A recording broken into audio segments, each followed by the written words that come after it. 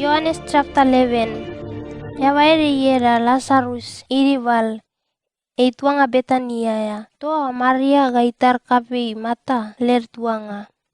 Maria tuane taine tua murei gai tok burei war kemi gairengan maron iae. Gakusta ipusingan ilaun. Iyo tota Maria toman ngan itar kapi tiawalan posanga gailapan tatikeo. Maron ega, yabatua yau kimei taune idibal. Be Yesus ilongo taikeo ga. Dibola tuane irang-rangan ipamate mau. Be eine ga iman deo yera aya suanga. Tua berawata deo inat yera ga iwot kapingan pare. Yesus ikim tau mata ga itar kakau ga liu Lazarus. Be ilongo mambe Lazarus idibal. Ta idiongan tibur to imamarungan wa aya aro rua pare. Ga kusta ikeo pagirele alua gau. Talwa kita mulian Yudea pare. Ta ele alua gau tikeo pan berane. Ewa pawatingam, patautene gi Yuda tuanga tirawungan pat. Be awanga logo mulian to ewana. Ta Yesus ikeo. Ngan aro kelere tibur mere-mere irang-rangan aya aro imata sangaul igege rua. Wanga sa ila ala aro irang-rangan ikot ye mau. Ngan sa igera aro ele taranga isuluk tanwai. Be wanga ila ala bong einega ikot ye ta imokeke. Ngan sa ele taranga eta mau. Iyo iposa berawa ga kusta ikeo pare berane. Waeda Lazarus yenono, pegau ga nalata nawawan eiga idae. Ta ele alua gau tikeo pan berane. Maron, wanga yenono, eiga iwot kemi pare. Be Yesus iposa-posangan ele mate nga, be ele alua gau tuanga ikeo ngan eno nga sapayan. Tota Yesus iposa masaya ipagir berane. Lazarus imate, be tinik igel-gel ngan sa gau namamaro toman ngan mau.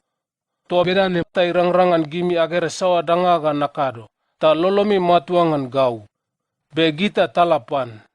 Be Thomas to ayera ere pare Didimus, ikeo pagir alua gau pare ngara berane.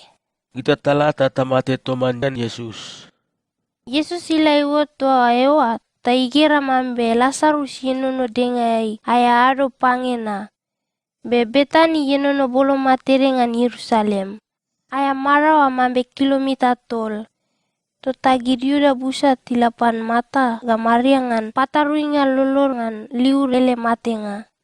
Be mata ilongo mambe Yesus ilalaga inam. Tota ilewot panto edapeai. Be Maria idio lumayai.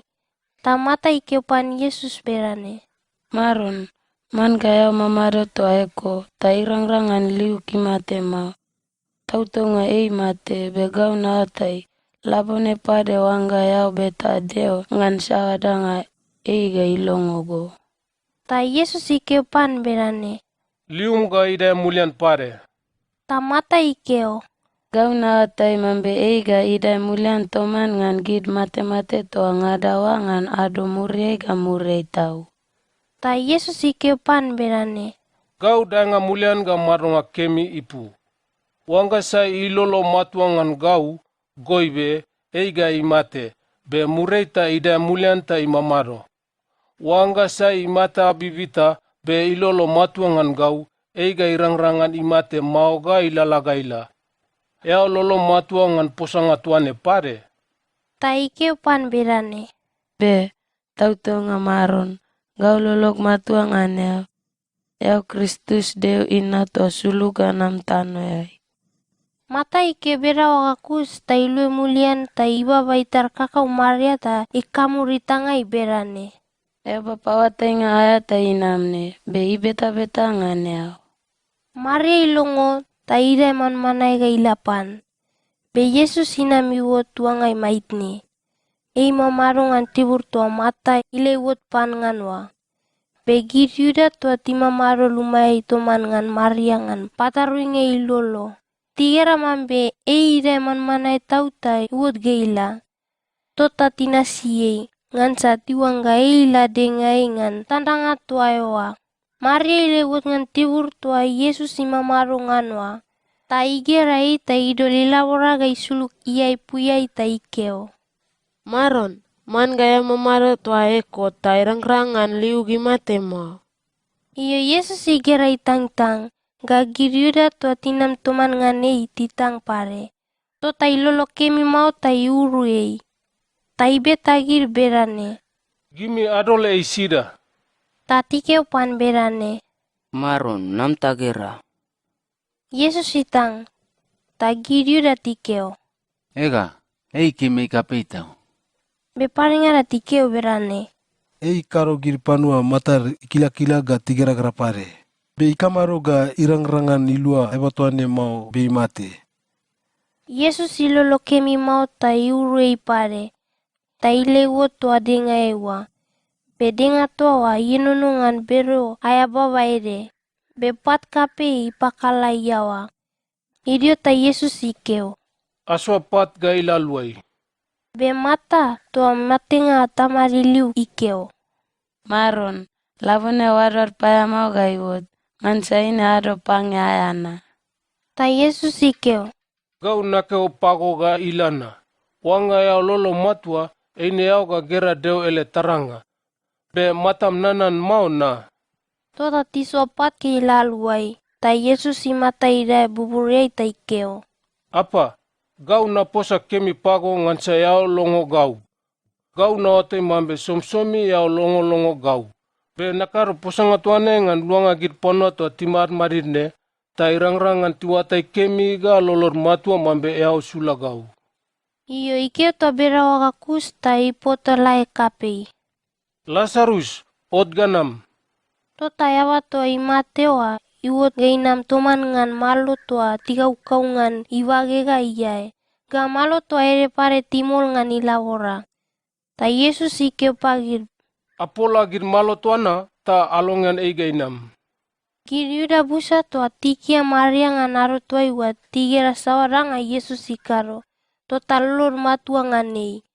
Pe ere ngara tila pagir parisi ta tikeo pagir ngan sawaranga Yesus ikaro. Ta gir marin nga patutui nga posanga ar. Toa ere ngara parisi ga pare ngara marin nga tenai ngar. Gir busa tila tilup-lup ngan patutui nga posanga ta tikeo. Ini kata karo mado. Ngan saya batuane ikakaro yusinga busa. Wanga talongani ta ikakaro berawa. Ene pana tongara ni ga lolor matuangane. Ta gidrom ga tinam. Ta tipayabungan deo ele luma. Be leda tibur to kapine ga iman ler. Be yawa dengan giri era kaya pas. Ei marin nga kape tenai ngaya ngan rai tua iwa. Ei keo pagir berane. Gimi awate andangai ta mau ga mau. Gimi awate mau. An karongai sao kemi ga ilua gimi. Kemi ngan gimi onga yapa kelere. Iwara pana to ngarane mulir ga imate. An karong ta pana to ngarane timukuru. Be posanga tua ni wot sapaya ni labora mau. Ei ni iwara dewi yawa ngansa. Ei marin nga kape tenai ngaya ngan rai tua iwa. Ta iposa motian ngan Yesus ta ikeo ga. Ei ga imate ngan barang agir Yuda tua ngarawa mulir. Be ikeo ga Yesus ga imate ngan luang agir Yuda kelegir mau. Be ikeo ga ele mate nga ga ipalup-lup dewe le geriu tua tima maro alele ngan tibur parengara ta tiwo talu kelere. Totangan aro tua iwa ga ila gir marin nga tilo-ilo erap ngan pamate nga ei. Tota Yesus irang-rangan ilala masaya irabungan gir Yuda pare mau. Pe itnan tibur tua ta ila bulumangan tibur mora-mora nga. Ngan tuang aire yera Efraim. Ta idio imamaro tua ewa toman ngan ele alua gau. Idio ta gir Yuda le renen nga paso baya imata boloma. Ta pano busa titnan ler tuanga ga tila Yerusalem. Ta tisigir tini raya muk deu matai mugai ngan paso ba. Gir tilo-ilo Yesus be timar mari garunga ngan deo ele luma ayala. Ta tibe tapol ngan gir. Gimi lolomi marongan. Ei gainam nene nga paso baya pare mamau. Pe gir marin nga tenai ngar ga gir pare si tikaro posanga matua ta tikeo ga. Wangga sai watai ngan Yesus si mamaro sira. Ei mantai wawa pagi tatila tilu kue. Yohanes chapter 12. Aro 5 gaire imuga nga nenen nga paso baya. Yesus hilang ngan Lazarus ele tua nga Betani. Ei abatua Yesus ipeye mulian ngan matenga. Bengan lailai tuewa tinono an nga tin gelgel layangan Yesus. Marta ikaro mosi, be Lazarus ei erengan gir panua tua timamaro popowe itoman ngan Yesus. Idiota Maria ibara botol ere iwon ngan bure ere iwar kemi tiwato nardo. Tikal batan dangai tangan bure toa mau, ta ayawal nga kape. Be ei toga ira ngan Yesus ia ta isama, ta ipusi ngan ilaun. Be bure toa iwar ipakaranga lumai lolo. Be Yesus ele alwa gawere, Yudas Iskariot toa iwanga idol ega ira aya miri tama-tama bagere. Ike berane. Kemi ngan talongian bure toane ga panwa tiwol ngan pat silva buno tol. Toa berawa ta talua gir panwa lululu nga ar. Be tautau nga imata bara gir panwa lululu nga ar mau. Ke berawa ngan sa yaba lublub nga ya. Yaba to Maria langan Yesus masin lerpat. Be lublub ngan luanga mulian. Be Yesus ikeo. Adaba mau. Kemi ngan idol bude tuane ga yenono irang-rangan ado tuaiwa titayan gau. Panua lululunga ar timamaro toman ngan gimi som-somi. Begau namamaro toman ngan gimi som-somi mau. Ipom kape Yuda ar tilongo mambe Yesus simamaro Betani. Tota tila tuayawa ngan geranga Yesus kekelen mau. Be Lazarus pare tua Yesus ipeye mulian ngan matenga. Tota gir marir nga tenai nga ar tirau posanga ngan pamatenga Lazarus pare. Ansagir Yuda busa tilongo iwalu ta lolor itnan gir marir nga tenai nga ar be lolor matua ngan Yesus. Ngan aro sae, ipom kape itu atinam Yerusalem ngan nyanyan nga pasovaya. Tilongo mambe Yesus ga inam Yerusalem. Ta tibara abe babaka ilaun ta tila tiwot pan ta tiba batarane iberane. Maron, ngai aswa edam ngai idai. Maron ipamatua yabatua inamat ngan eyedane. Maron kape toita Israel. Iyo, Yesus igera dongki ere danga pauta irai marongan mambe deo ele laulau ikeongan gaberane. Gimi panua ama marongan bereo sayon ama taur mau. Ega ami maron kape ita irai imarongan dongki danga pau ere ta ilalalaga inamne. Bengan aro tuaiwa ele alwagau tiwatai ngan karonga tuane ipu mau. Be murengan ibara era kape. Matar nanan mambe karonga tua tikarongan eine iwot lalaire mambe dewele laulau ikeongan. Begiri pom tua timamaro toman ngan ngan aro tua iba Lazarus dengai ga iwot. Tipawasa saposanga ngan ipei mulian ngan matenga. Tota giri pom tila tiwot pan erapiai ngan sa tilongo mambe ikaro wisinga tuane ga iwot. Tagir parisi tiposa pol ngan girta tikeo. Agara danga sawat awanga takaro ene ga iwot mau. Ega panatua ngarane tanoi tila tinasiei. Be panua erengara Greek ar tila Yerusalem ngan aro tuaiwa ngan suanga deo yera ngan enen nga tuawa pare. Ta gir panua tuawa tila pan Pilip.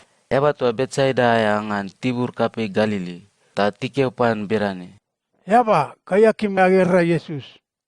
Iyo, Pilip ila ikepan Andreas. Ta gisirwa tila tikeo pan Yesus. Ta Yesus ikoli ler posanga berane. Ado imata ngan eba ina tibara era kape tota patau tene. Nakeo tau nga pagimi. Manta witi popo itap ga isuluk tanoe ga imate. Wanga mau eine ipopo kelere mon. Ta itau eta mau. Pe wanga isuluk tanoe ga imate. Murei eine ga ipara ga ida ta itau iwot busa. Basa ikim tau ele maronga tanoe ene ga imate ta ele maronga ga iduaya. Pe wanga sai imata atnan ele maronga tanoe ene ga ibara maronga kemi ta ikikisi sumsomi ga ilalala gaila. Wanga sai ikaro lek naurata manta inasi gau. Ta ngan tibur sawa nama marongan ene lek payanga ga imamaro tuai wapare. Wanga sai kakaro lek naurata eine tamaga ilasu ei. Yesus ikeo pare berane. Tua patautene lolo kemi ma, begau ga nakeo maro. Karo gimi awanga nakeo ga. Apa, bada gau mulian ngan karonga kulupu tua iwanga iwot ngan gaune.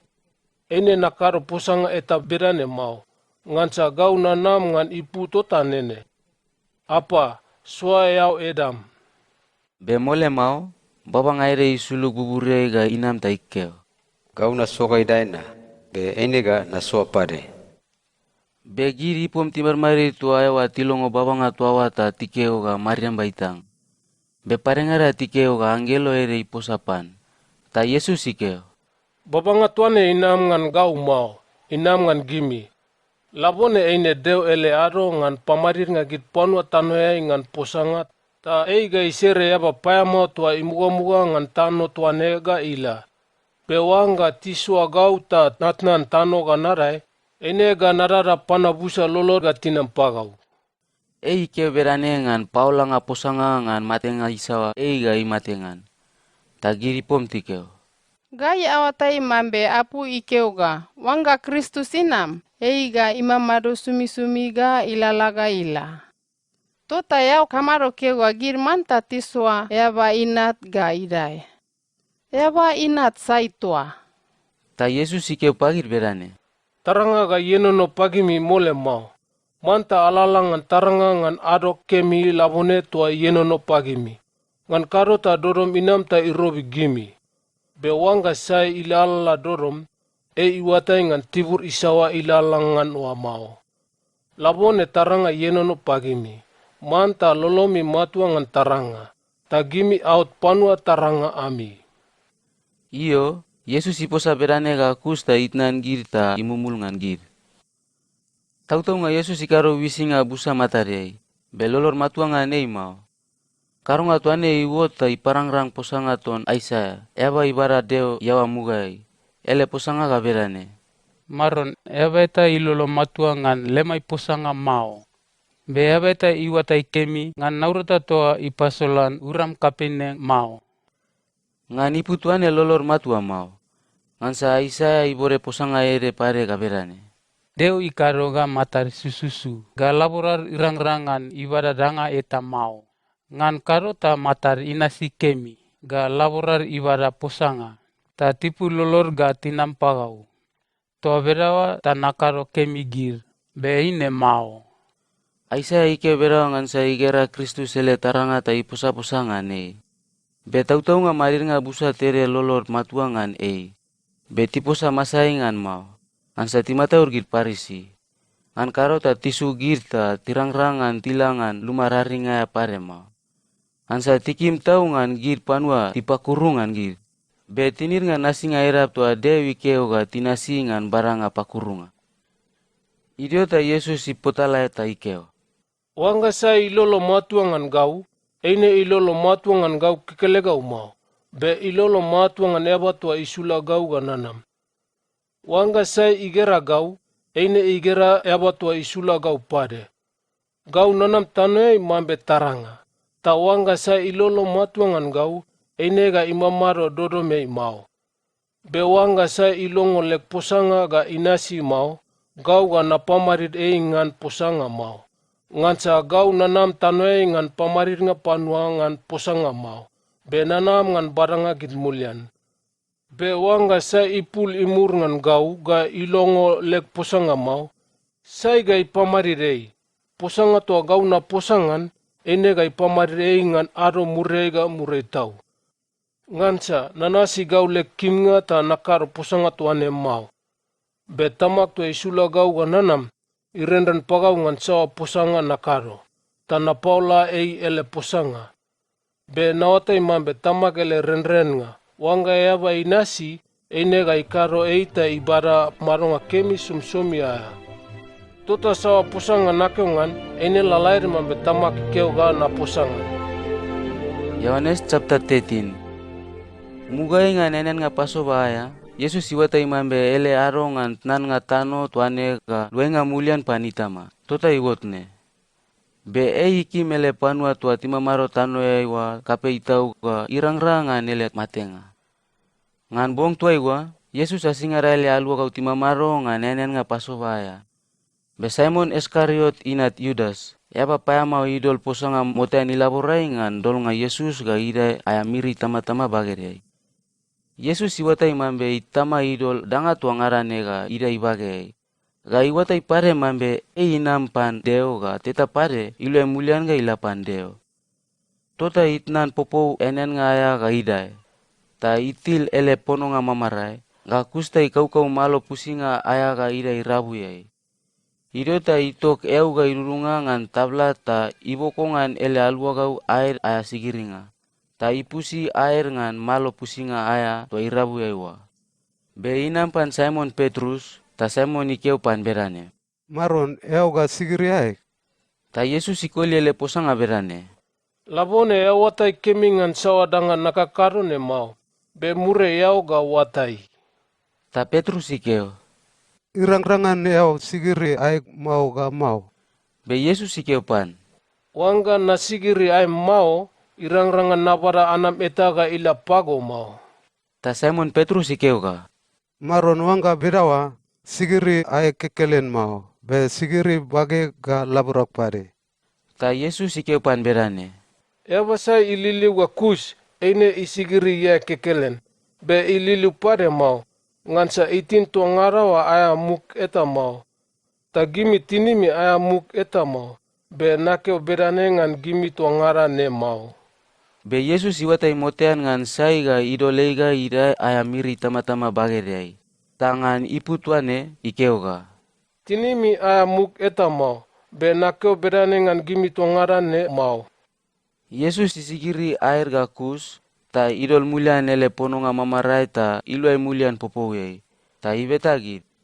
Gimi awatai ngan sawadangan nakarongan gimi. Gimi awatu-atu gau eba pautai nga aya ga maron.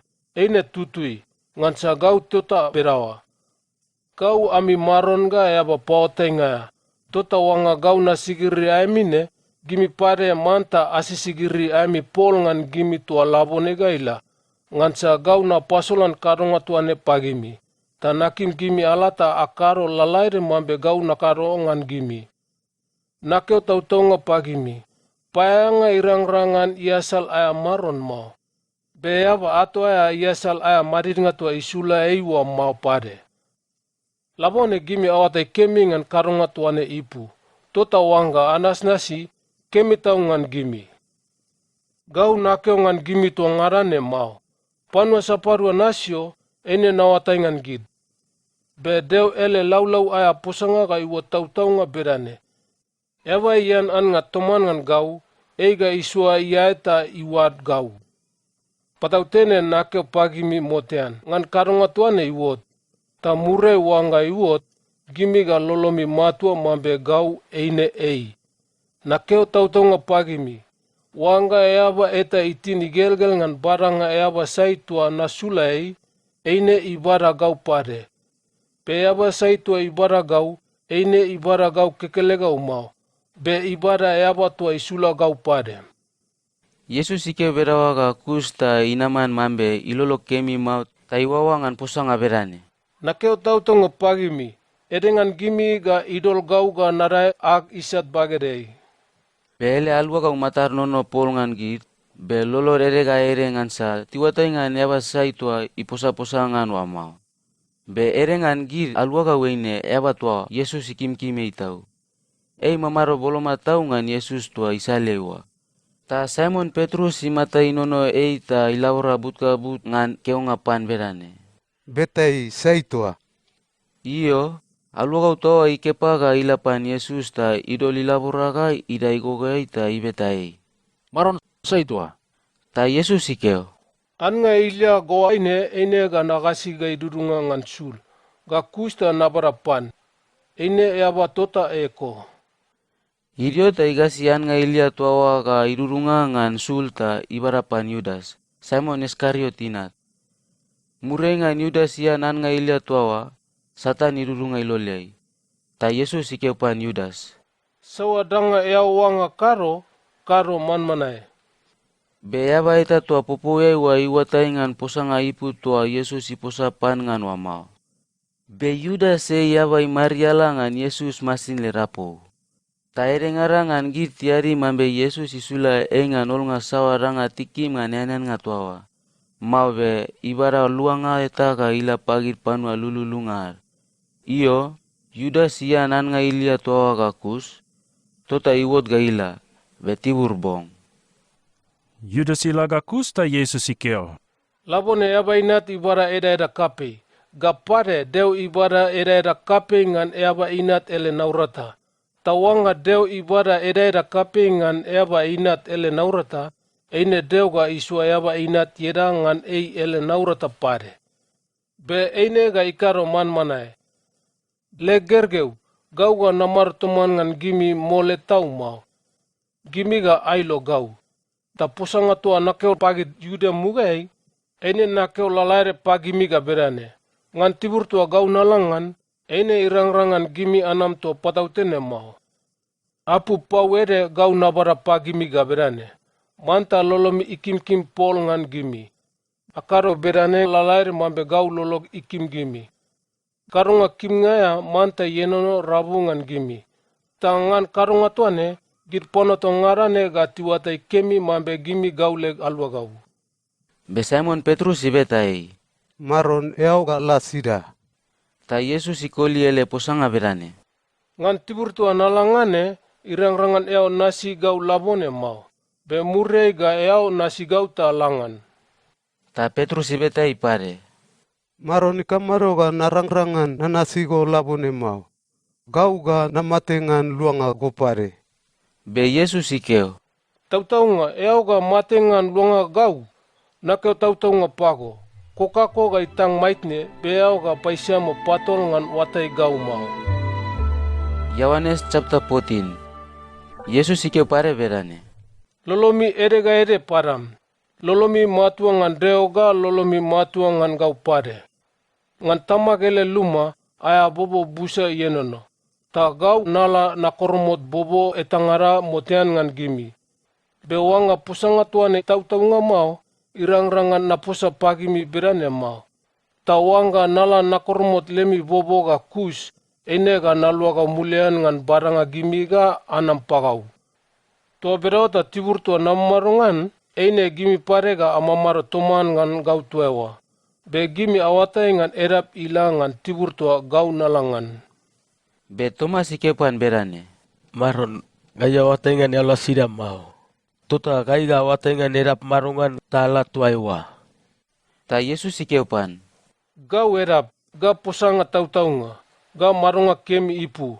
Eba eta ila pan tamak ngan erap eta pare mau. Tota ngan gau kekele gau. Wanga awatai ngan gau, eine ga awatai ngan tamak pare. Belabone gaila, gimi awatai ngan eiga agera ei pade. Ta Pilip ikepan berane. Maron, danga kelere ga yakim, pasalan tamam pagai ta ikaranga. Ta Yesus ikepan berane. Pilip, gau namamar toman ngan gimi mole tau. Be ea watai ngan gau maitne. Sa igera gau, eine igera tamak pare. Ea kamaro keo pagau, pasalan tamam pagai. Gau namamaro pan tamak. Be tamak imamaro pagau. Eo lolo matuangan pusanga tuane mau. Pusanga nakeo pagimingan, inam pagau mau, be inam pan tamak. Ei mamaro pagau ta ikakaro ele naurata ngan gau.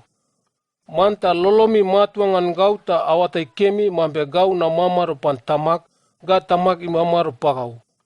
Wanga lolomi matuangan lek pusanga tuane mau, manta matami inasi gir naurata nakakaro ta lolomi matua. Nakeo tautonga pagimi. Eba sa ilolo matuangan gau, ene ga ikakaro gir naurata mambe gau nakakaro. Pe eiga ikaro gir naurata kapipe yasa lek naurata. Ngansa gau nalapan tamak. Be wanga abeta ngan sawa danga ngan gau edak, ene ga nakaro. Tua berawa ta tamaga ibada edaira kape ngan inat ele naurata. Goibe, abeta ngan sawadanga ngan gau edak, eine ga nakaro. Yesus ikeo pare berane. Wanga lolomi ikim gau, gimi ga anas nasi lek apu. Be gau ga nabeta tamak, ta eiga isula ami luanga ere pare. Ta eiga imamaro toman ngan gimi somsomi. Ami luanga tuane eine itautau tutui. Ei yaba pusanga tautau ngaya. Be git pono tanoe ei terang-rangan tibara ei mau. Ngansa irang-rangan tigera ei mau ga tiwatengan ei mau pare. Be gimi awatengan ei. Ngansa imamaro toman ngan gimi. Ta ei ga imamaro lolomi ei. Gau ga natnan gimi ga adio mambe akono-kono mau. Gau ga naluaga mulian pagimi pare. Tetapare git panua tanoyai ga tigera gau pare mau, be gimi ga agera gau. Gau ga matak bibita, tangan ipu tuaine, gimi pare ga matami bibita. Ngan aro tuaiwa, gimi ga awatai mambe gau na mamaru pantamak, ga gimi amamaru pagau, ga gau na mamaru pagimi. Ebasa iwatai ngan lek apu ga inasnasi, eine ilolo ikim gau. Beabasa ilolo ikim gau, eine gau tama ga ikim ei pare. Ka gau pare ga nakim ei ga na pasulan gau mulian pan. Ta Yudas ere pare tua Iskariot mau, ibeta iberane. Maron, ikamaro ga yau keo, ga pasolan yau mulian pagai. Be pagi panua tanoyar mau. Ta Yesus ikoli ele posanga berane. Ebasa ikim gau, eine ga inasi lek posanga. Tagau tamaga ilolo ikim ei pare. Tota gairua tamaga anampanta mulmulimai pan eba toa ilolei. Be ebasa ilolo ikim gau mau, eine ga inasi lek posanga mau. Posanga gimi alongo, eine togau mau. Be inam pan tamak toa isula gau ga nanam. Labone, na mamar toman ngan gimi maitne. Be na posa pagimi ngan git posanga toane. Be ami luanga eine itautau tutui. Tamaga isula eiga inam ngan gauerak. Ta eiga ipawatai gimi ngan dangatua ngarane. Ga ipapei matami ngan dangatua ngarane na posa pagimi ngan. Gau naro lek karunga lolo taruya ga idio pagimi. Be lek tenai nga ila pagimi, eine lek karunga lolo taruya.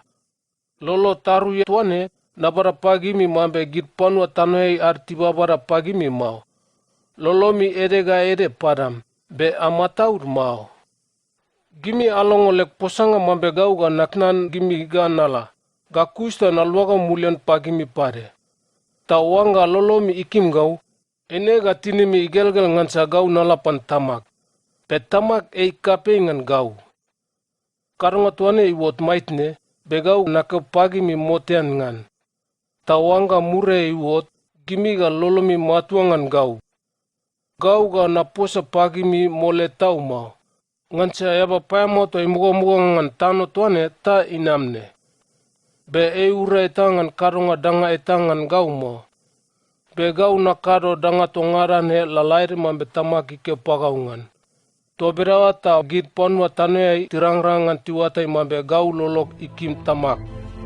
Iyo, ada tatala. Yohanes chapter 15. Yesus ike pare berane. Gau eine abe wain tautaunga. Pe daranga itama eine gau tamak. Abe iboga isawangan gau tua itautau mau, eine iket gai dua. Be iboga isawa tua itautau piraire, eine isalut idanga etangarata itautau iwot pusa. Be gibi mambe abe iboga tua isalut gai iwot kemina. Ngansa posanga tua nakaro pagimi, eine ikaroga out kemi. Manta atoi gau, ta gau ga natoi gimi. Abe iboga eta irangrangan itautau sapayan mau. Manta ito itna ta itautau. Tua berawa pare ngan gimi. Wanga gimi atoi gau mau, eine ga lemi naurata itautau mau pare. Gau abe wain, be gimi iboga-boga. Wanga sa itoi gau ga gau natoi ei, eine ga itautau busa. Ngansa wanga gimi atnan gau, irangrangan akaro danga eta mau. Wanga sa itoi gau mau, ei mambe abe iboga toa titaro gai dua. Iboga-boga berane eine imalai ga imisi. Ta tisu ga kusta titun. Wanga gimi atoi gau, ga lek posanga yenono pagimi, goibe, abe tangan sawadanga ta gimi ga abada. Manta lemi naurata itautau iwot busa ta ipasolan mambe gimi gau leg alua gau tautaunga. Tua berawa ta tama ga ibara era kapei. Gau lolok ikim gimi, lalair mambe tamaki lolo ikim gau. Manta amamarongan lek kimnga. Wanga anasna si legapu, ene ga amamarongan lek kimnga. Lalair mambe gau nanasi tamak ele apuga na mamarongan ele kimnga.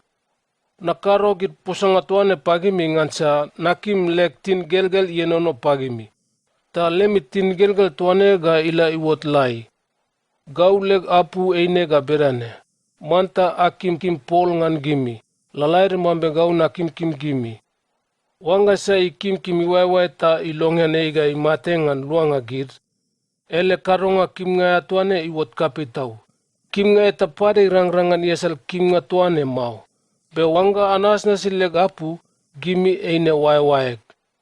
Muga eiga inam na watu gimi lek payanga. Be labone mau. Eine ngan sa payanga iwatay ngan aya maron ele naurata mau. Be labone na watu gimi waiwaek. Ngan sa posanga to ngarane nalongo pantamak eine na pawatay gimi ngan na. Gimi asyo gau mau. Pe gau na asyo gimi ta narol gimi ga alata akaro naurata ga itautau iwot.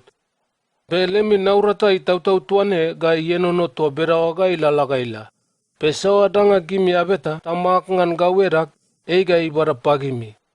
Gauleg apu eine ga berane. Akim pol ngan gimi. Yesus ike pare berane. Wanga pono tano ya itiman ami isat. Manta watai kemi mambe muga itiman gau ag isat pare. Wanga gimi pono tano ya ami.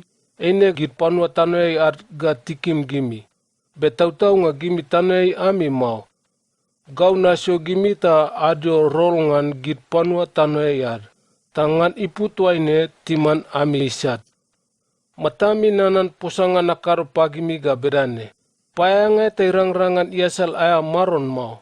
Wanga tipai gau, ene ga tipai gimi pade.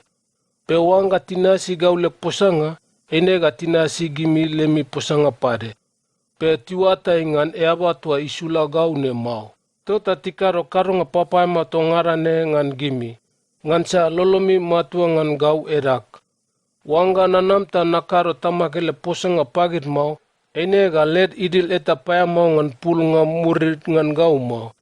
Belabone tirang-rangan tikarara git mau. Wanga sa iman agisat, ene iman tamak aya isat pade.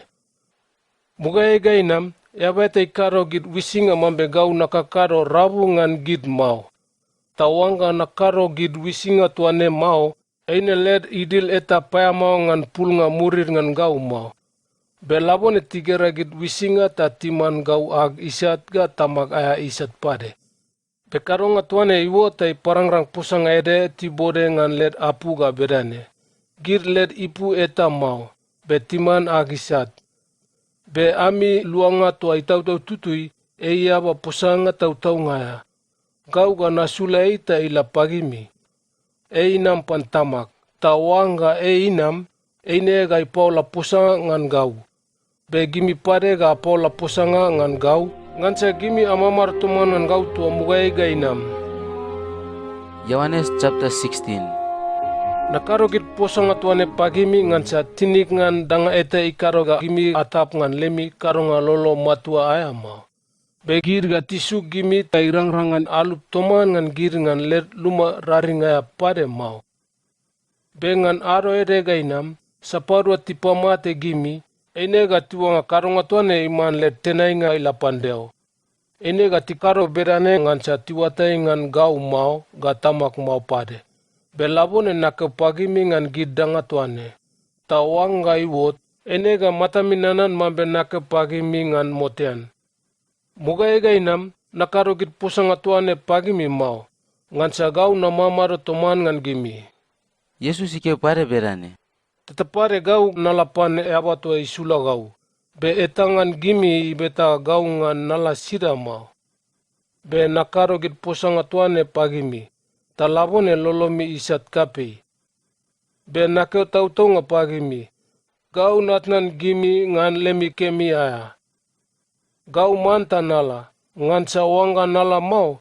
Eine ami luanga tua itau tutui ga ila pagimi mau. Be wanga nala. Ene ga nasula iga ila pagimi. Tawanga inam, eiga igal gir pono tano e lolor ngan ler karonga sasat. Ga ler pakanga ngan nasinga karonga tututui. Ga ngan ler celelenga sapayan. Eiga igal lolor ngan ler karonga sasat. Ngan sa lolor matua ngan gau mau. Be eiga igal lolor ngan ler pakakanga ngan karonga tututui. Ngan sa gau nalapan tamak. Tagimi ga agera gau pade mau. Be eiga igal lolor pare ngan let celelenga sapayan.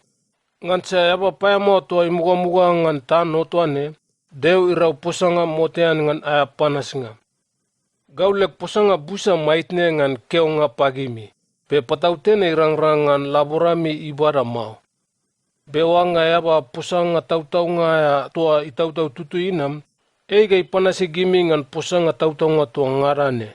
Ngan sa eiga inasi ele kim nga mulian ngan karunga posanga mau. Be eiga iposa ngan sawadanga ilongo. Gai palongo gimi ngan sawadanga ga iwot murei. Be eiga isua gau era ga idai. Ngan sa eiga ibara posanga togau tai palongo gimi ngan. Danga to ngarane ton tamak ene gau togau. Tota nakeo ga itautau tutui ga ibara sawa posanga inam pagau tai palongo gimi ngan. Yesus ike pare berane. Teta pare gimi ga agara gau mau. Be teta pare ga kusta agara gau pare. Ta ele alua gau tibe ta pol ngan gir. Ele posanga tuane ipu marongan ta ikeo ga teta pare tagera ei mau. Be teta pare ga kusta tagera ei pare. Ga pare ikeo ga gau nalapan tamak pe posanga tuane ipu marongan. Idiota tikeo. Ele posanga idil tuane teta pare ene ipu marongan. Tawatangan seorang posangan mau. Be Yesus siwata imambe tiwanga tibeta ngan posanga idil tuaneta ikeo pagit. Patauten nakeo ga teta pare gimi ga agara gau mau. Be teta pare ga kusta agara gau pare. Gimi abeta pol ngan gimi ngan posanga idil tuane na. Nakeo tautonga pagimi. Gimi ga atang-tang ga matami isuluk be gir panua tanoe yar ga tinit igergel. Gimi ga lolomi isat, be lemi lolo isat tuane ga ipul eiga iwo tin gelgel. Matami nanan, taini iwa ngai popo gergeu, ilolo ere ga ede ngansa ele aro popo ngaya taiwot. Be wangai popo gergeu ga kus, tota imata sapian aya karonga kulupu toa, ngansa itini gelgel ngani popo gergeu pau ga isuluk ngan tano tuane. Tua berau pare ngan gimi, patautene lolomi sat, pe gau ga nagera gimi pade, ta gimi ga tinimi gelgel. Be irang-rangan eba tai palakau kau lemi tin gelgel tuane mau. Ngan aro toiwa gimi ga abeta gau ngan danga eta mau. Nakeo tau toko nga pagimi, wanga abeta tamak ngan sawa danga ngan gau edak, ene ga ikaro ngan gimi. Irang-rangan labone, gimi abeta ngan danga eta ngan gau edak mau. Abeta ta abara, ta lemi tin gelgel ga ilai wot lai. Yesus ike pare berane. Gau nakaro git pusanga tuane pagimi, be natataro ngan wanenga itna. Be aro ere ga inam, ene ga nataro wanenga itna pagimi pare mau. Ene ga nakaro pusanga masai kekelen, ta napalongo gimi ngan tamak. Ngan aro tuaiwa, gimi ga abeta ngan gau edak, be nakeo ga gau lek ipu eta ngan betanga ngan luanga gimi mau. Ngan sa tamak tota ikim gimi. Kim gimi ngan sa gimi akim gau ga lolomi matua mambe gau nanam pandeo. Mugai na mamaro pantamak ga kusta na sulu ga nanam tanoei. Pe labone natnan tano tuaneta na luaga mulian pantamak. Kaele aluaga utikeo pan. Ega, patautene yau karo posanga masai. Be taro wanenga itna mau. Patautene gai awatai mambe yau watai ngan danga tua ngadane. Ta lem ipu etangan eba sai ibetago ngan posanga mau. Ngansa gai abetago maitne. Be yau keo pagai ngan sawa posanga yenono lolomayai. Kadonga tuane ikaro gai ga lolomai matua mambe yau nampan deo. Ta Yesus ike pagit. Patautene lolomi matua. Ega, aro ere iwangainam, be patautene iwot. Ene ga tipare gimi ta alangan gimi kelere lemi luma. Ta gimi ga atnan gau ta nario kekele gau. Pe tau nga nario kekele gau mau. Ngansa tamak imamaro toman ngan gau. Nakaro git posanga tuane pagimi. Ngansa nakim matami nanan gau ta lolomi itarui. Ngan tano tuane, karonga kulupulupu busa ikaro ga lolomi ere ga ede. Be apamatua lolomi. Ngansa gau na asal eaba payamau tua imuga-muga ngan tano tuane. Yohanes chapter 17. Yesus ikaro gir posanga tua waga kus, ta imata idai ga ila buburiai ta ike berane. Apa, leg aro imata to ta iwotne. Sua natum ira ga idai ta irangrangan natum isua yao edam ga idai pade. Ngan sa yao dol pono to ngadane ga tidak ibagai. Ta irangrangan ibara marunga kemi sumsumi aya pagit panwa saparwa to yao baraga tilapan. Be marunga kemi sumsumi aya ipu ga bedane. Git pono tuane tiwata ingan yao mambe yao kekelego deo tautaunga. Ga tiwata ingan Yesus Kristus toa sulai gainam. Gau na pasala naurata toa bara pagaune. Tangan karunga tuane nasua yao edam rabu ngan git panwa tanoai. Tano tuane iwot maitne be gau na mamaro toman ngan yao ta nabara era kape. Be apa, labune nakim yao bara era kape pagaut pade tua matamia ina. Lalaire mambe mugai. Gid panwa tanoai tua yao bara ga tinam pagaune, gau na paula edam pagid. Gid yao lem, be yao bara gid ga tinam pagau, ta tinas nasi lem posanga. Labune tiwata kemi mambe danga tongarane yao bara pagau, ene inam pago. Ngansa gid posanga to bara pagau ne, gau na bara pagid na. Ta idurunga lolode ta tiwata tautonga mambe mugai gau na mamaro toman ngan yao ga nanam. Ga lolor matu mambe yao sula gau ga nanam. Gau nararingan luanga gid, pe nararingan luanga panwa tongarane tanoe mau. Nakeongan gid panwa to yao bara ga tinam pagau. Ngansa gid yao lem panwa. Lek panwa tongarane ene yao lem. Pe gid panwa tongarane yao lem ene gau lek. Ta gau na bara era kape ngansa lolot matuangan gau. Pe gau nalat pago. Ta irangrangan na mamaro tanoe pare mau. Be gid ga tido tanoe. Apa, yao kekelego tutui tau. Mari alangan gid ngan yao edam. Edam tuane yao dolngan gau pade. To berawa ta gid ga tiwot kelere lalair mambe kita ruat taot kelere. Ngan aro toi wa namar toman ngan gid. Gau na mari alangan gid ga matak ikikisi gid kemi ngan yao edam tua dol ngan gau ne. Be etangan gid idua mau. Eba kelere tua iman dinga iperno ya, kekelen idua ya. Takarunga tuane iparangrang pusanga tua yenono ngan lem lau-lau. Tetapare nalat pago. Be labone namaro tanoe maitne ta nakakaro gid pusanga tuane. Ngansa nakim lek tin gergel ga iwon lolodei. Gau nabara lem posanga ga ila pagid na. Begit panwa tanoe timan ad isat. Ngansa lera panwa tuane gid tanoe ad mau. Lalaire mambe gau tanoe ak mau pare. Lek raring ene ngan yao para gid ta titnan tano tuane mau. Pe nakim yao marialangan gid kemi ta irangrangan eaba payamo ipayabungan gid mau. Gid tanoe ad mau. Lalaire mambe gau pare tanoe ak mau. Yao lem posanga ene posanga tautaunga. Pengan lem posanga tuane, do lem ulungan gid. Gau na sula gid ga tila tanoe. Lalaire mambe yao sula gau ga nanam tanoe. Pengan ler kemia nalongen gau mulian ta lem ul idangan gau. To berawa ta lem posanga tautonga ikaroga lem ul yenonongan gid parem. Begau nararingan luanga gid kekele gid mau. Nararing padengan luanga gid pono toa tilongo let posanga ta lolot matuangan gau.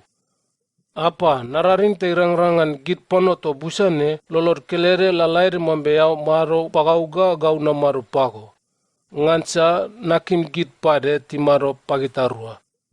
To berao ta gid pono to ngarane tanoe ga tiwata kemi mambe yao sula gau ga nanam. Betaranga kapitu yao bara pagaune ene na bara pagid pade. Ngansa nakim lolor kelere lalaire mambe gitarua lolora kelere. Gau na mamaro pagid, beyao mamaro pagau. To berawa ta tilup kelere. Ta ler lup nga kelere tuane ga ila iwot lai. Ngansa nakim pana to ngarane tanoe tiwatai mambe yao sula gau ga nanam. Ga tiwatai mambe yao kim gir, lalaire mambe kim gau pade. Apa? Gau nakim git pano to yao bara ga tinam pagau man ta tilup toman ngan gau ngan tibur isawa nama marongan ta tigera lek taranga. Taranga tuane ea bara pagau ngansa lolom ikim gau mugai ngan tano ga bubur ler otnga. Apa ea tutui tau nga girpano tano ai tiwate ngan ea mau. Be gau na wate ngan ea. Be lera pano tuane tiwate mambe ea sula gau gananam. Gau tota na paula eram pagit. Be gau ga na papaula pare ga ilala gaila. Tua berawata lem karunga kim ngaya tua kim gaungan ene ga yeno no pagit. Ga gau pare na mamaru pagit. Yohanes chapter 18. Yesus iraring tua berawa ga kusta asingara ele alwa gau tiworengan yau kidron ga tila yerak. Ngan tibur toa abi olip ilolo yenono. Ta Yesus idurunga tua ewa toman ngan ele alwa gau. Be Yudas eba toa iwanga idol Yesus ga ira ayamiri itamatama bageriai. Pare iwatai ngan tibur toa. Ngansa somi Yesus iluplup toman ngan ele alwa gau toa ewa. Idiota Yudas ibara gir panua paraunga ar ga gir nakala erengara to gir madirnga tenainga ar ga to gir perisi. Tai pasulan gir ga tilang ngan tibur toa. Betiki kisi usi ga lam ga danga sisir paraunga aya. Iyo Yesus iwatai ngandanga tuangarane iwanga iwot ngane. Ta ingata gir ga ilata ikeo. Gimi ailoilo sai. Ta tikoli ele posanga berane. Yesus Nasaret aya. Ta ikeo pagir. Gau eine ei. Be Yudas eba toa iwanga idol Yesus ga ira bagiriai. Pare imarmari toman ngan gir. Betilongo Yesus ikeo, kau ene ei. Tota kospan murir ta titap gati suluk tanoyai. Ta ibetagir pare. Gimi ailoilo sai. Ta tikeo. Yesus Nasaret aya. Ta Yesus ikeo. Gau nakeo pagimina, gau ene ei. Tota wanga ailoilo gau, alongen git ponotuane gatila. Ngan karunga tuane iparangrang ele posanga tua ikaro mugai ga berane. Git ponotua ea barak gatinam pagaune, etangan git idua mau. Be Simon Petrus ele diri ienono. Ta inusi ga iwo ta iraungan payanga ton marir nga kapei tenai nga aya. Ta ike titanga panibage watai gaput. Be payanga tua wa iera Markus. Be Yesus ike pan Petrus. Dolem didi ga ilwe mulian aya lumai. Ikamaro, ene ga naun ngan lobatua tamak ibara pagaune mau. Gir panua paraunga ar toman ngan ar marir nga ga gir nakala to gir Yuda. Tiluku Yesus tatikau ngan waro. Tamata tibara ga ila pan anas tua Kaipas ilawa. Be Kaipas ene marir nga kapei tenai nga aya ngan rai tua iwa. Kaipas yaba tua mugai ipabib gir Yuda ler taikeo. Kemi ngan eba kelede imate ngan baranga pano tua ngarane mulid. Be Simon Petrus ka alwa gau ere pare tinasi Yesus ka tila. Be alwa gau tua ere pare wa marir nga kapei tenai nga aya iwatai nganei. Tota inasi Yesus ka ila garurunga ngan alaton marir nga kapei tenai nga aya. Be Petrus imar marir gaut atama iyawai. Tota alwa gau ere pare tua marir nga kapei tenai nga aya iwatai nganei. Ilwe mulian ga ilata ikeo pantaine tua imari ala ngan atama ta ibara Petrus ka idurunga pare. Iyo, taine paya nga toa imari ala ngan atama ibeta Petrus. Eo pare alwa gau ere ton eba tua nena. Ta Petrus ikeo. Kau mau. Bedel kapei tau tagir nakalaga gir paya nga tipaisi dinga aya asaso. Tati marir ga tilang-lang tinir ngan. Be Petrus pare imar marir toman ngan girta ilang langitin. Irio ta marir nga kapei tenai nga aya ibeta Yesus ngan ele alwa gauga ngan ele pawatai nga. Ta Yesus ikoli ele posanga berane. Kau nakaro le posanga masai pagit pano busa matare. Tua sumsomine na papawatai git garurunga ngan deo ele luma aya ala. Ga luma raring aya ilolei. Ngan tibur isawa git Yuda tiluplup ngan. Be nakaro posanga eta ngan tibur mumul nga mau. Ikamaro ga ea beta gau. Kemi ngan beta git panato tilongolongo lek posanga. Ngan sa git tiwatai ngan sawadanga na posa posangan. Iyo, ipusa tua berawa gakus, ta nakala ere tua imarir bolmapan, ipura Yesus ta ikeo. Heo kamaro koli marir nga kape tenai nga aya ele posa nga berane na? Ta Yesus ikeo pan. Wanga nakaru posanga idil eta payamo, ea wawa ga iwot masai, ngan sawa posanga idil payamo nakaro. Be wanga nakaro posanga kemi, ea pura gau ngan sawa. Idio ta ana sikeo ta tibara eiga ilapan marir nga kape tenai nga aya iera kaipas. Be waro to atikau ingan yenono maitne. Simon Petrus imar marir be ilang langitin ngan dinga. Ta tibeta berane. Yau pare ele alwa gau ede na. Be ipaisiamo ta ikeo. Gau mau. Be payanga ere ton marir nga kape tenai nga aya imarir boloma pan Petrus. Yaba toa Petrus ike titangawa isobo. Be ikeo pan berane. Kau nagara yao tuman ngan to olivilole wana. Be Petrus ipaisiamo pare ta ikeo ga. Mau. Be mole mau kokako itang. Gaisala rumah-rumah ngan adosai, tibara Yesus ta titnan kaipas ele luma, ta tilangan luma gapman aya. Be tirurunga ngan luma toa mau, ngan karo ta tinir aya muk deu imatai. Ta tirang-rang ngan tianan ngapasua aya mau. Ta pilot iwot ga ilapagir ta ibetagir berane. Kimi aso lewa tuane ngan ele idile iso paya mau? Ta tikoli ele posanga berane. Wanga iya ba karo nga paya mo aya mau, gai arang-rangan abarai ga inam pago sapayan mau. Ta pilot ikeo pagir. Abarai ge ila ta patutui aya posanga mambe gimi lemi apu ikeongan. Ta gir yuda tikeo. Be gimi rom lemi apu ikeo ga itutui ngan ga ya pamate ya baeta mau. Be karunga tuane iwo ta iparangrang Yesus ele posanga ngan matenga isawa eiga imatengan. Idio ta pilot irurunga mulian ngan luma gapmanaya ta ibaba Yesus ga inampan ta ibetai. Ya umaron kape itogir yuda na. Ta Yesus ikoli ele posanga berane. Posanga tuane iwot ngan ea laburam, mau pana parengara tikeo pako ngan gau. Ta pilot ikeo. Ea wanga gau yuda ak. Eine ea lempanua ga gir marir nga tenai nga ar. Tidol go ga dai bagege. Ea karo sawa. Ta Yesus ikeo.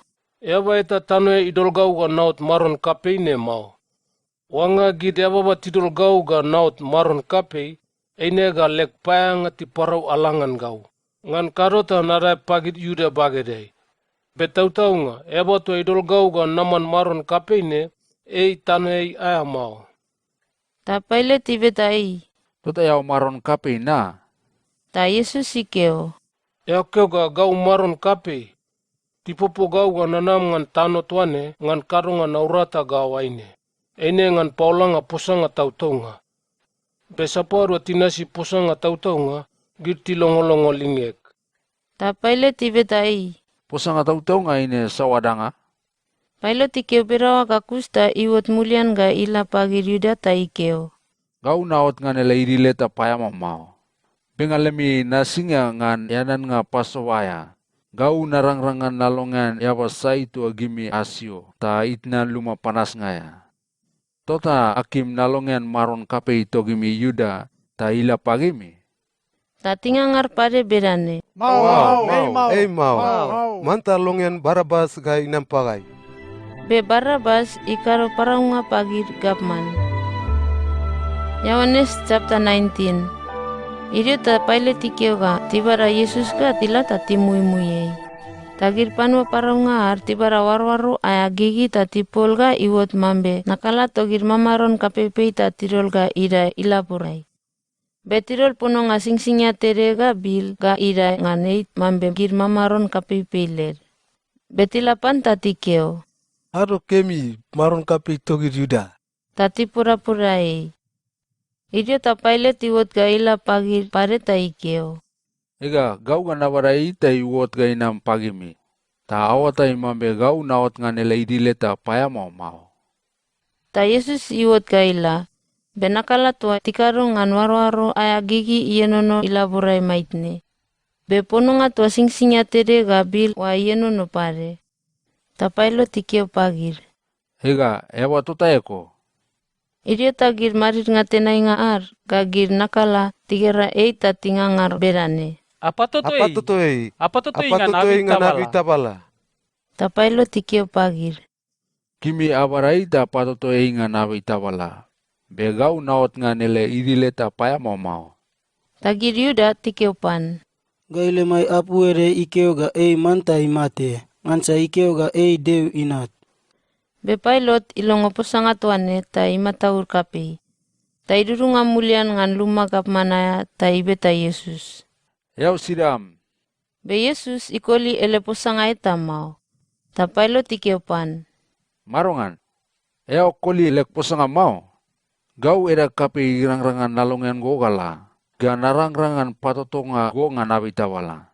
Be yawatai mau. Ta Yesus ikeo. Wanga deu tuai mamaro gara wa idol edam kapei ne mau, ine ya orang-rangan karo danga etangan gau mau. Ngan ipu tuai ne, eba tuai idol gau ga narai bage mei, ele idil paya mau ga yasal yau lem idil paya mau. Iyo pilot ilongo berawa ta ilo era petangan longen nga Yesus ga ila. Begir Yuda tingangar tatikeo. Wanga yau longen eba tuane ga ila. Eine yau man kaisa iwai mau. Ngan saya basai ikeu ga ei maron kape. Ei iman kaisa aya isat.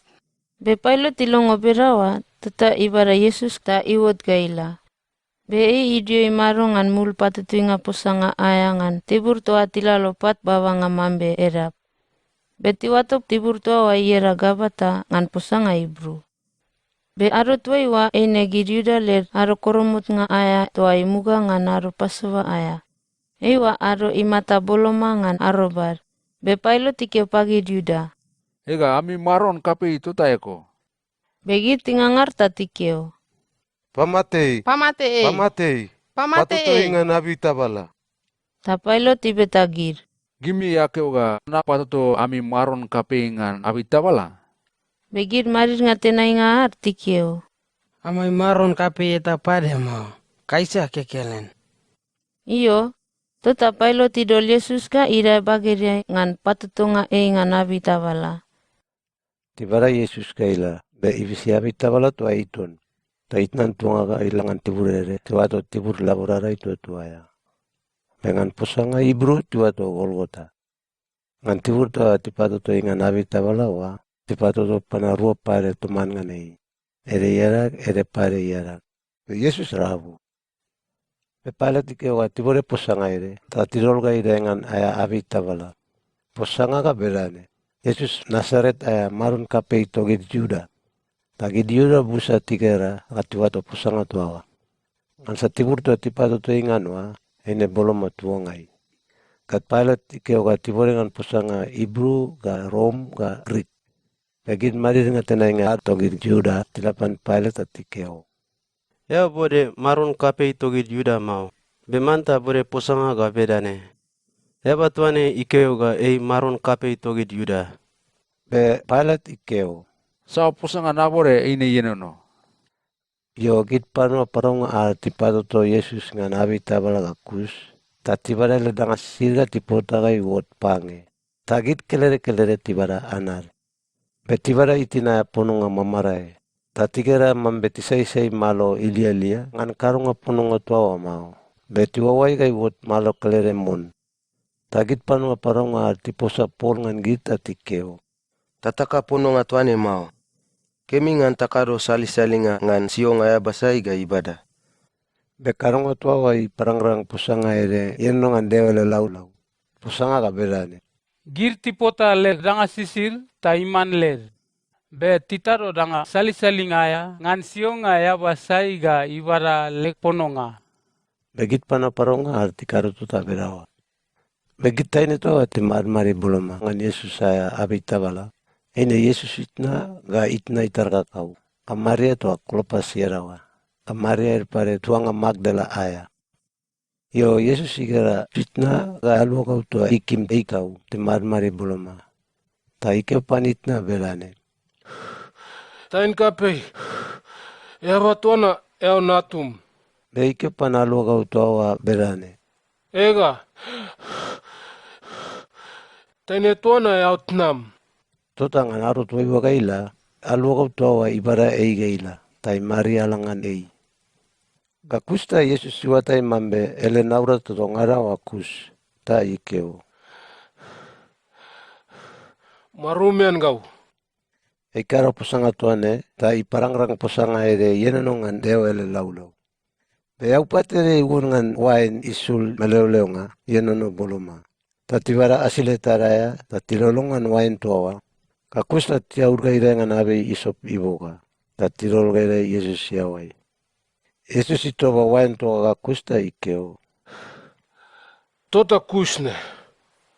Ta ilabora itaperonga kaisuluk, ta itautau itnane igeila. Be aro toiwa eine gidiuda ler aro kormot ngaya. Toa imuangan aro erainga aya.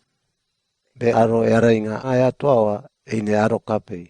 Mansa eine aro pasowaya pare.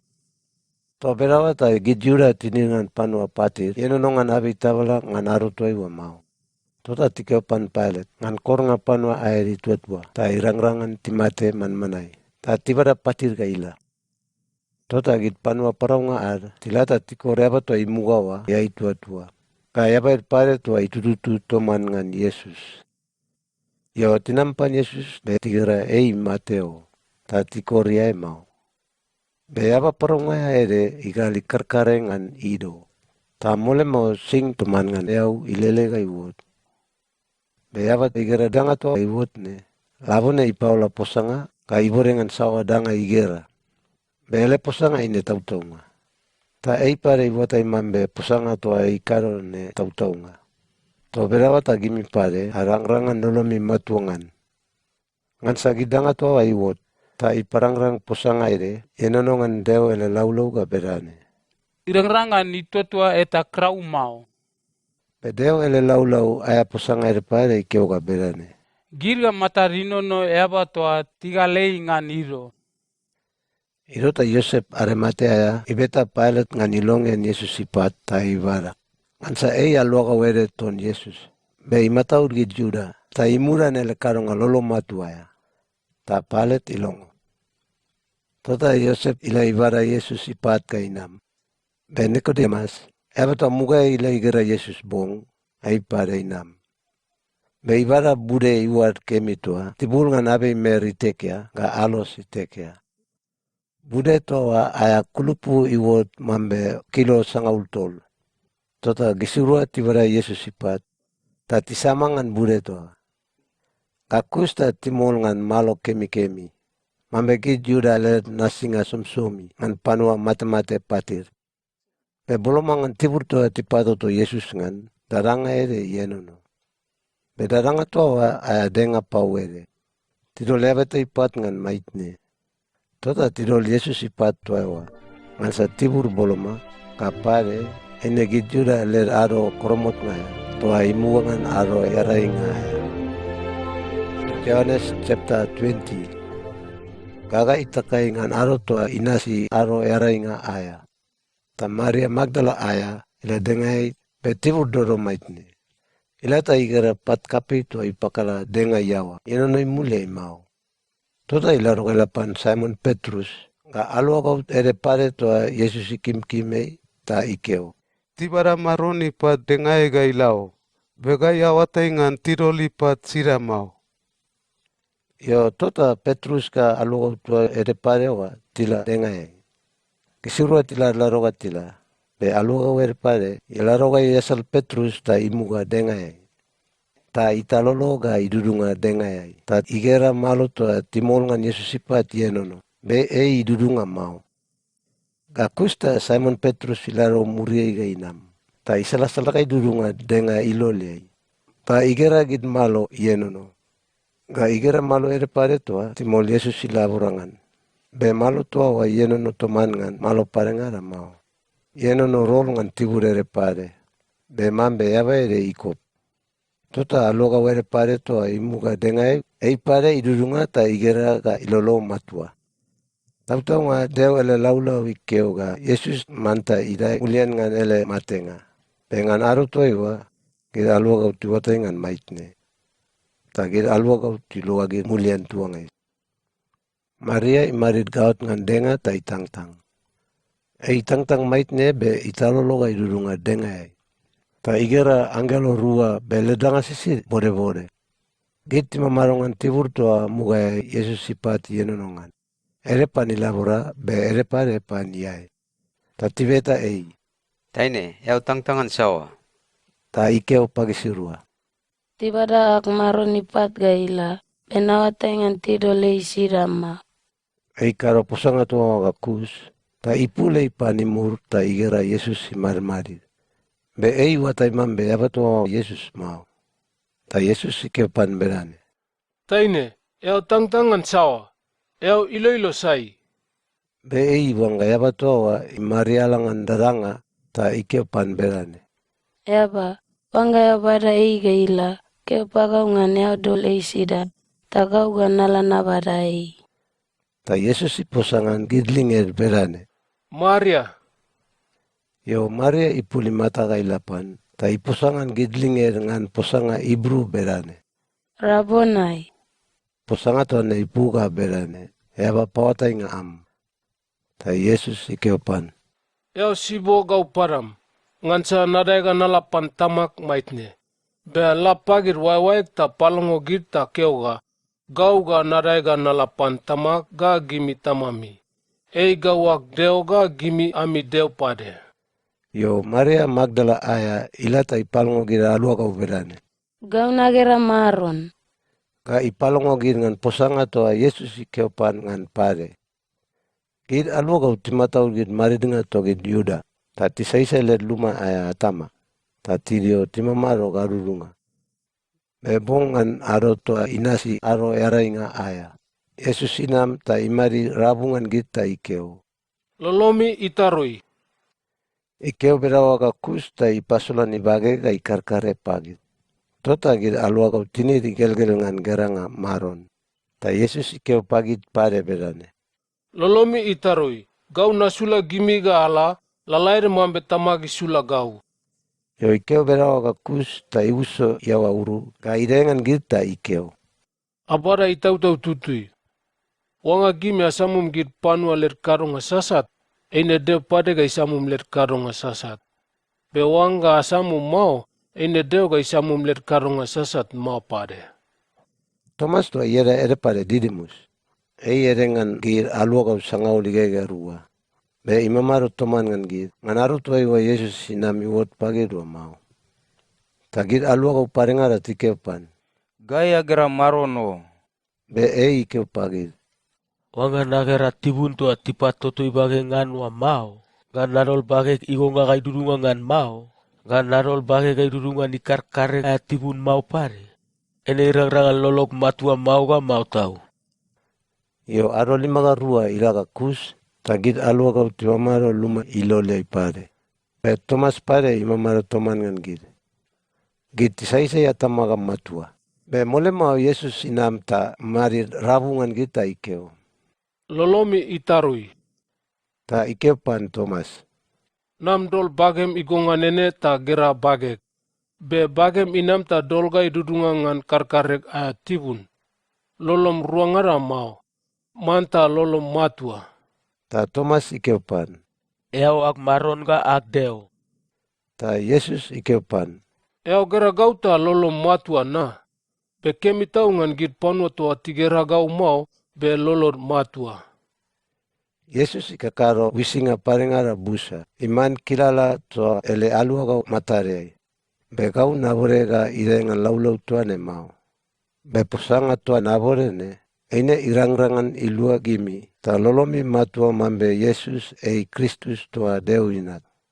Ta wanga lolomi matua berawa. Ine ga abara maronga kemi ngane iera. Yohanes chapter 21. Kakusta Yesus ipasula nei pagir ele alua kau pare. Toa boloma ngan liu kape Tiberias. Iwot ga berane. Yesus ele alua kau ga gidne tinam tiluplup. Simon Petrus ga Thomas toa yera ere pare Didimus. Ga Nathaniel toa tuanga kena aya ngan tibur kape Galili. Ga Sebedi inat rua.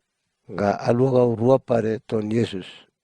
Ta Simon Petrus ikeu pagit. Gau nala nataro puo. Ta tikeu pan. Gitengara tala. Tota tidai wagai ga tila. Bet bong durul toiwa tibara ia eta mau. Be gaisala rumah-rumah ngan arosai, Yesus sinam ta imari labiai. Be ele alua gau tiwatai mambe ei Yesus mau. Ta Yesus ibabagai lapagit ta ikeu. Kergeu, gimi abara ia etangara pare mau. Ta tikeu ga? Mau. Ta ikeu pagit. Ataro lemi puoga isuluk waga isale yarak ngan bagemi watai. Ta abara ia etangara. Yo tota titaro puoga isuluk. Be tibara ia busa tau ta urar ngan daranga puoga ida mau. Tota alua gau toa Yesus ikemei tau. Kepan Petrus berane. Ini maron. Be Simon Petrus silongo mambe eiwa maron. Ta idol mulen ele pononga kau ta ikau irabu aya pus. Ngansa mugai itil ele dangasir ngan karonga naurata. Kakusta iduga isuluk liwiai. Ta iawal ga ida elawiai. Begir alu au parengara to waga eiwa tiwore-worega tidudunga. Be tiwona puo to iya iwon ngan. Tibur toa alu ngan lap mau. Aya marawa mambe lewa sanga 5. Tinam tire labi gakus, tatikera dinga yenen ngan asaso. Be iya toman ngan bread yenen o garangan. Ta Yesus ikeu pagit. Ia to abara patautene, abara etangara gainam. Tota Simon Petrus ida wagai, ta iwona puoga ida labiai. Puo iwon ngan giri ya kapipi. Be krak eta mau. Ia toa idaba iwo buno ere sanga 5 igega tol. Ta Yesus ikeu pagit. Anam ayan nga gaisala aya. Be etangan gira alua gau. Irang-rangan ikaro ele pes-pes ngan betangai mambe ei sai mau. Gitu watai mambe ei maron. Yesus ila dingai ta ibara bread ta ibaraga ila pagit. Be ikaro lalaire pare ngan ia. Eiwa patolaya ngan Yesus ipasola nei pagit ele alua gau. Murei ngan idai mulian ngan ele matenga. Yesus asingara ele alua gau tian gakus. Ta ibeta Simon Petrus berane. Simon, yawane sinat, kim gau kapitau ga yasal waiwaim parengara ler kim nga. Ta Petrus ikeu. Be, maron watai mambe gau nakim go. Ta Yesus ikeu. Matam pada lek sip-sip gerere ngan adan nga. Yo Yesus ibeta ipare berane. Simon, yawane sinat, lolom ikim gau na. Ta ikeu. Be, maron watai mambe nakim go. Ta Yesus ikeu. Mari alangan lek sip-sip. Yo Yesus ibeta patolaya berane. Simon, yawane sinat, kim gau. Be Petrus iloloisat ngansa Yesus ibeta patol aya berane. Kim gau. Ta ikeu. Maron watai ngan dangato ngarane. Watai mambe gau nakim go. Ta Yesus ikeu pan. Matam para lek sip-sip ngan aran nga. Nakeu tau tunga pago. Ngan aro tuewa irau maitne. Kau rabum ngan ampus ta lalala alele ngan tibur isawa kim. Be murrei wanga ba kape. Ga pautan bagem ta ba ere pare ga kau rabum. Ta ibara go ga langan tibur tua kim langan mau. Yesus ikeu berawa ngan Paula ngapusanga ngan matenga isawa eiga isua deu yerangan. Kakusta ikeu. Nam nasi gau. Be Petrus ipulei ta igera alua gau ere pare toa Yesus ikeme itau. Ilalalaga inasnasigir. Alua gau toa rabungan le reanen ngamugai. Idol laburaga ida Yesus igogoei ta ibeta ei. Maron, saiga idol go gadai am miri tama-tama baget yai? Be Petrus igerei ta ibeta Yesus. Maron be tuane marongan. Ta Yesus ikeu pan. Wangga nakime imamaroga irang-rangan nalwaka mulian, ene danga toko mau. Nam nasigau. Tota posangai wasasa rabu ngan giriawa kelere. Ton Kristus ambe alwaka toa irang-rangan imate mau. Be Yesus iposa eta pan Petrus ngan eva toa ele mate nga mau. Ikeu ga berane. Wangga nakime imamaro ka irang-rangan nalwaka mulian, ene danga toko mau. Be alua kau tua ipaula posanga ngan gidanga tua ne ka ibore ene kau tota eko. Be gai awatai mambe posanga toa napapaula ne tautaunga. Be Yesus ikaro danga paringa rabusa. Tawanga tabore ninipunga ngan danga kelere-kelere ga idai ngan laulau. Ine tibur to ngara ne tano ya ga yuan ngan laulau kekelen. Ta tibur eta pare ngan aya dol ngan mau.